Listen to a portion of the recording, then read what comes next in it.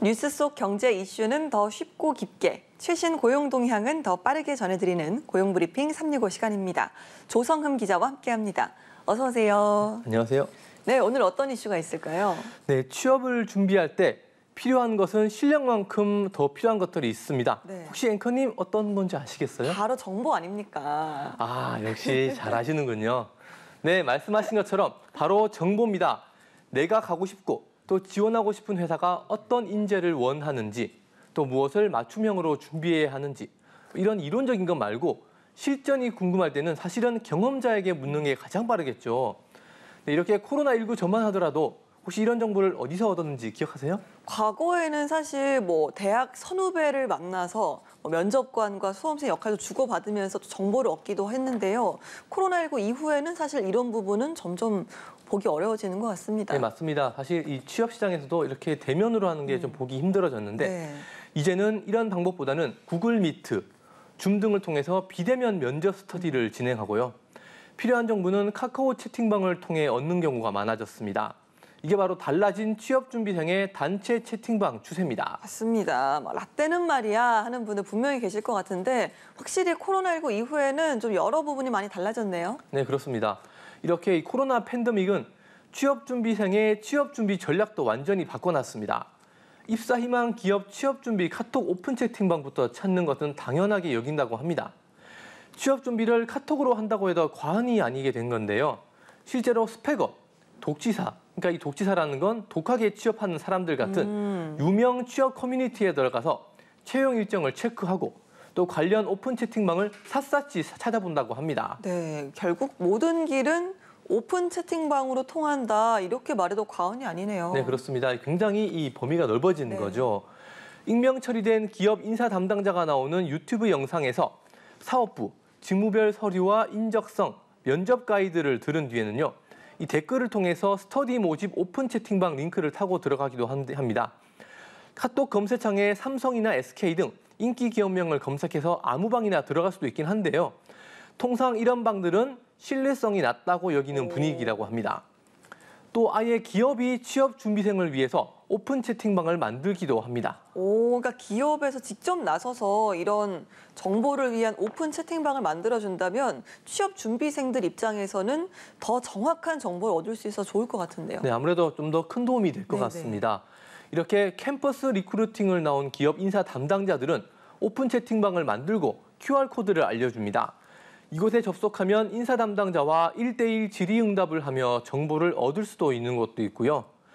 또 이 대학가 주변의 스터디 카페에 모여 취업 전략과 정보를 주고받던 시기와 180도 다른 모습을 또 보실 수 있습니다.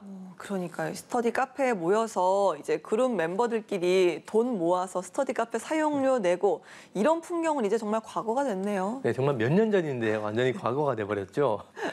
요즘은 이렇게 온라인 채팅방을 통해서 취업 전략을 준비하면서 취업 준비생들은 오히려 시간과 비용, 에너지를 아낄 수 있어서 효율적이라고 합니다.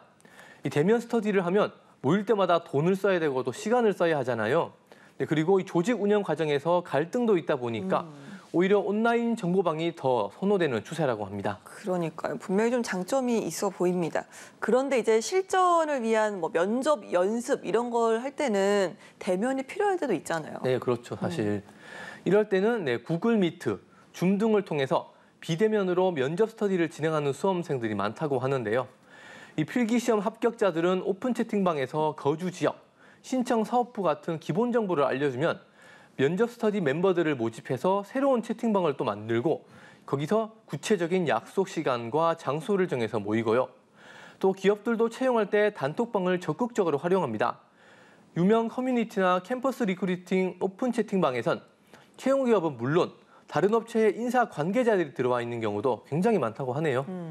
네, 그런데 이런 달라진 취준생 카톡방에 당연히 장점만은 있는 것은 아닙니다. 그러면 장점이 아니라 좀 부작용 같은 상황도 좀 있나 보죠? 네, 아무래도 또 이제 사람 마음이라는 게 있다 보니까 문제가 생기는 건데요. 이 오픈 채팅방엔 각종 심리전 또 분탕질을 유도하면서 분위기를 흐리는 사람들이 좀 있다고 합니다. 예를 들어서 지인이 인사 담당자라 내가 들었는데 올해는 안 뽑는답니다. 혹은 어느 학벌아래는 무조건 탈락이니까 내지 마세요. 너무해. 네, 이런 식으로 이제 분탕질을 하면서 분위기를 좀 흐리는 사람이 있다고 하네요. 왜 그러는 거예요? 정말 아무래도 이제 본인이 합격하기 위해서 경쟁률을 좀 네, 떨어뜨리는 거죠. 상황을 좀 만드는 너무하다. 거겠죠. 네. 네, 이렇게 학벌 또 지역 등을 가지고 방에서 시비를 걸거나 의미 없는 논쟁으로 이어지는 경우도 많다고 하고요. 때로는 잘못된 기업 연봉, 또 시험 합격자 발표날 등 이런 미확인 정보를 공유해서 수험생들을 혼란스럽게 만드는 일도 있다고 합니다. 이런 분들 정말 곤란합니다. 정말. 자, 취업 준비를 위해서 현재 트렌드에 맞게 오픈 채팅방을 활용하더라도 이런 잘못된 정보 거를 방법도 필요하겠네요. 네, 맞습니다. 좋은 정보는 없고 또 잘못된 정보는 쳐내야 할 텐데요. 물론 이 좋은 정보를 공유하고 고민을 나누는 것은 긍정적 효과가 더 크지만 꼭 몇몇은 이 오픈 카톡방에서 말도 안 되는 잘못된 정보가 사실인 양 취준생들 사이에서 공유되면서 좋지 못한 결과를 만들어내기도 하는데요. 취준생들은 정보를 걸을 경험과 능력이 상대적으로 부족한 만큼 무조건적인 신뢰를 보내기보다는 항상 얻은 정보를 비교 검토하는 일이 필요해 보입니다. 네, 알겠습니다. 자, 한컷 이슈 오늘은 어떤 소식 준비하셨나요? 네, 한쪽에서는 이렇게 열심히 취업을 하기 위해서 정보를 얻기도 하잖아요. 하지만 또 한쪽에서는 이렇게 일을 하지 않으면서 직업 교육조차 받지 않는 말 그대로 그냥 쉬는 청년들이 계속 늘어나고 있습니다. 그러니까요. 이렇게 그냥 쉬는 청년에 대한 통계가 매번 나오고 있습니다. 좀처럼 줄지 않고 있는 것 같아요. 네, 맞습니다. 지난 10월 기준으로 고용률이 역대 최고였는데요. 청년층은 여전히 취업에 어려움을 겪고 있습니다. 특히 실제 경제활동에 참가해 취업이나 실업 상태가 아니고요. 그냥 막연히 쉬었다. 이렇게 말하는 청년은 올해 평균 41만 명으로 전체 청년 인구의 4.9%를 차지했습니다. 사실 2010년대 초만 해도 이 비중은 2%대에 그쳤었거든요. 네.